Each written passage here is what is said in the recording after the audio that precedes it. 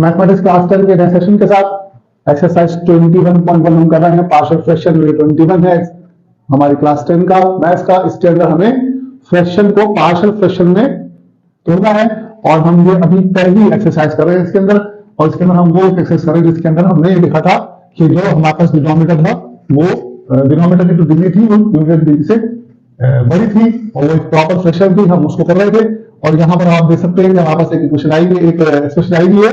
इस एक्सप्रेशन को अगर हम लिखते हैं यहाँ पर सोल्यूशन शुरू करते हैं इसका, तो आप देखिएगा कि ये एक्सप्रेशन प्रॉपर फ्रैक्शन नहीं है क्योंकि ये 3x cube minus 2x square minus 16x plus 20 upon में है इसके पास x माइनस 2 और x प्लस 2 और x माइनस 2x प्लस 2 को आप देख सकते हैं कि ये फॉर्मूला बन रहा है a square minus b square का। a square minus b square का फॉर्मूला से बन जाएगा x स्क्वायर माइनस 4।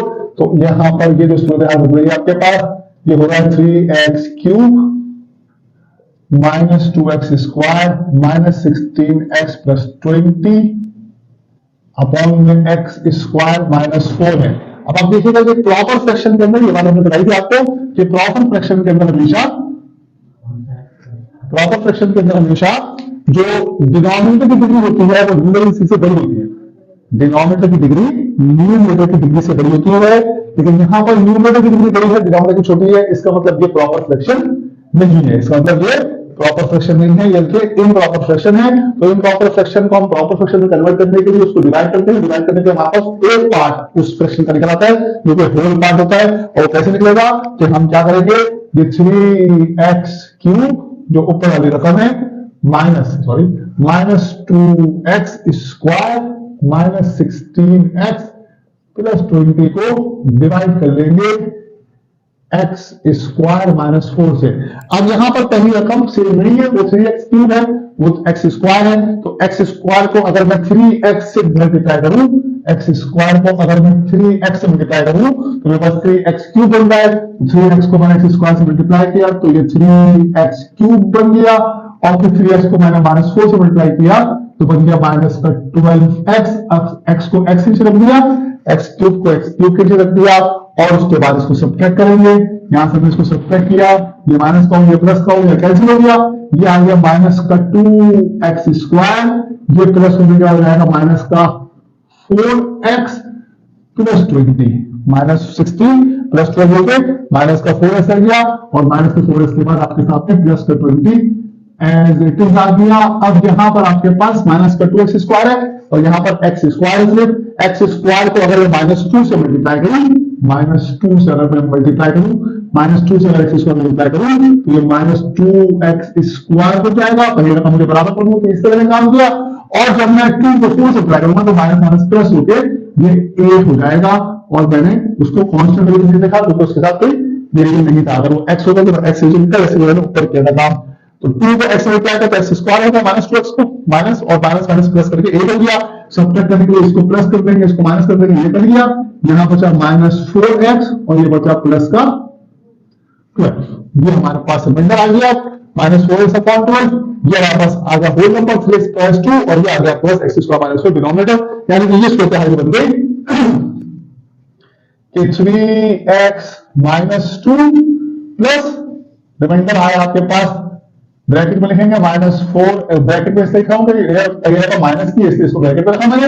और ये जो x स्क्वायर माइनस 4 था इसको वापस मैं फैक्टर की तरफ लगाऊं तो ऊपर शक्ल थी मेरे पास x minus 2 into x plus 2। ठीक है जी, ये बन गई आपके पास फ्रैक्शन। ये फ्रैक्शन आपके ये बन गई, ये इसका होल पार्ट हो गया, ये इसका अब हमारे पास प्रॉपर फ्रैक्शन आ गई। अब हम इसको लेट कर लेंगे, हमने कहा let minus 4x plus 12 upon x minus 2 into x plus 2, ये बराबर हो जाएगी आपके पास। हमने लेट किया इसको a1 into x minus 2 plus a2 into x plus 2, ये हमारे पास आ गई। हमने a1 को लिया x माइनस 2 के साथ और a2 को लिया x प्लस 2 के साथ। अब हम यहां से a1 और a2 निकालेंगे, इसको इक्वेशन नंबर 1 कह दीजिए, इक्वेशन नंबर 1 हो गई।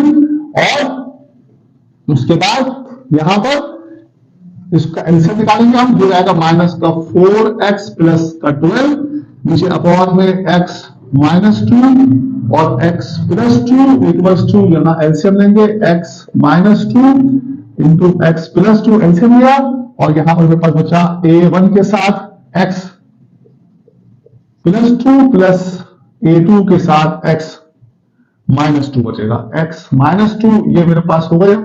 उसके बाद देख सकते हैं कि जो नीचे वाली टर्म्स हैं उनको सेम हो गई हैं, तो मैं इसको कैंसिल कर देता हूं, जैसे वाली हो गई। और ये मेरे पास बच जाएगा आपके पास minus 4x plus 12 equals to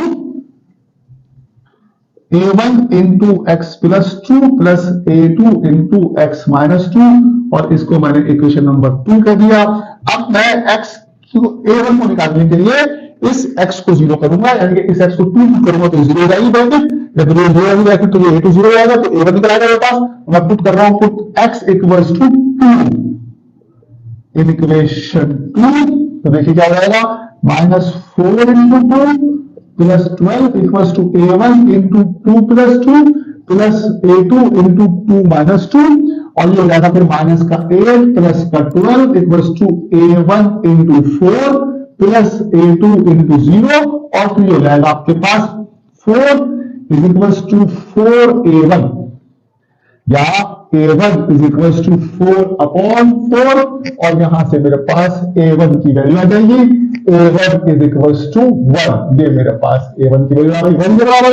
यहां से मैंने इसको निकाला, कैलकुलेट किया, ये देख सकते हैं आपके मैंने इसको 0 करने के लिए x को 2 पुट किया, 0 हो गया। कोई नया काम नहीं कर रहा है, पिछले 4 5 6 सालों में काम कर चुके हैं।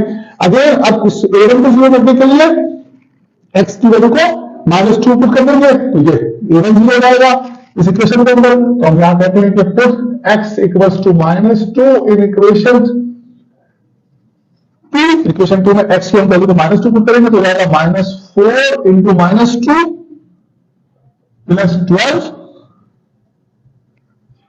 Plus 12 equals to a1 into minus 2 plus 2 plus a2 into minus 2। x की वैल्यू हमने माइनस 2 पर पुट कर दी इस इक्वेशन के अंदर। अब आप देख सकते हो ये हो जाएगा माइनस माइनस प्लस हो जाएगा, 8 plus 12 equals to a1 into 0 plus a2 into minus 4। अब ये 0 खत्म हो जाएगा आपके पास 20 is equals to minus 4a2, और a2 is equals to 20 minus 4, और a2 आपके पास आ जाएगा माइनस 5 के बराबर। ये आपका a2 आ गया। a1 आपने 1 निकाल दिया, a2 आपने माइनस 5 निकाल दिया। अब ये a1 और a2 को हम यहां पुट कर देते हैं क्वेश्चन नंबर 1 में। हम कहेंगे ना पे पुट कर दे values of a1 and a2 in equation 1, तो ये आपके पास बन जाएगी, इक्वेशन आपके पास बन जाएगी minus 4x plus 12 upon x minus 2 into x plus 2 equals to, ये आपका बन जाएगी 1 upon x minus 2 plus minus 5 upon x plus 2, और उसके बाद जब इसको आप फर्दर सॉल्व करेंगे तो आपके पास जो इक्वेशन है वो बन जाएगी, यानी कि आपके पास ये जो हो जाएगा ये बराबर आ जाएगा आपके पास 1 upon x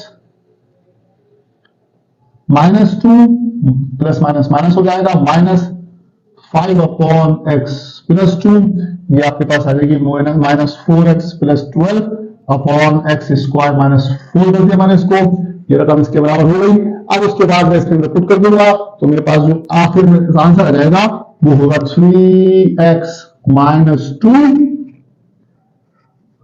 plus 1 upon x minus 2 minus 5 upon x plus 2। ये मेरा आंसर आ गया। ये आपका पार्शियल फ्रैक्शन हो गई। क्वेश्चन नंबर 7 हुआ कंप्लीट। एक्सरसाइज 21.1 यहाँ पर कंप्लीट हो गई। ये मैंने सवाल अलग से इसलिए आपको कराया क्योंकि इसके अंदर ये डिवीजन लंबी थी और ये 3x माइनस 2 को मैंने यहाँ पर इसको अलग से पुट करना था, और फिर 3x माइनस 2 को जब मैंने इसको फ्रैक्शन कर ली, इसको पार्शियल करा लिया, तो इसके पार्ट बनाने के बाद मैंने इसको वापस इस शक्ल में ले आया। ये आपके सामने लिखा हुआ है 3x minus 2 plus 1 upon x minus 2 minus 5 upon x plus 2। ये इसके पार्शियल फ्रैक्शन हो गए। यहाँ पर a1 निकाला, a2 निकाला, इस सारा काम पहले कर चुके थे, सिर्फ ये आपके लिए नया काम था। इसको यहाँ पर पुट करने से होता है। अब इसके तीन पार्ट बने, एक इंटीजर पार्ट हो गया, होल पार्ट हो गया, और ये दो फ्रैक्शनल पार्ट हो गए। ये पार्शियल फ्रैक्शन इस तरह से बनती है। आपके पास एक्सरसाइज 20.1 कंप्लीट हुई यहाँ पर, और ये क्वेश्चन नंबर 7 आपके सामने सॉल्व हुआ है। अब हम अगले सेशन में इसकी जो दूसरी किस्म है पार्शियल फ्रैक्शन की, उसको स्टार्ट करेंगे। 4 एग्जाम आपको याद होगा, मैंने शुरू में बताई थी। हमने पहले किस्म कर रहे थे, दूसरी किस्म के लिए पूरी एक्सरसाइज है 20.2 की। उसके बाद 5 सवाल है, उन 5 सवालों को इंशाल्लाह एक करके करेंगे। ये आपके सामने 21.1 कंप्लीट हुई। एक्सरसाइज 21.1 का लास्ट क्वेश्चन आपके सामने हुआ है।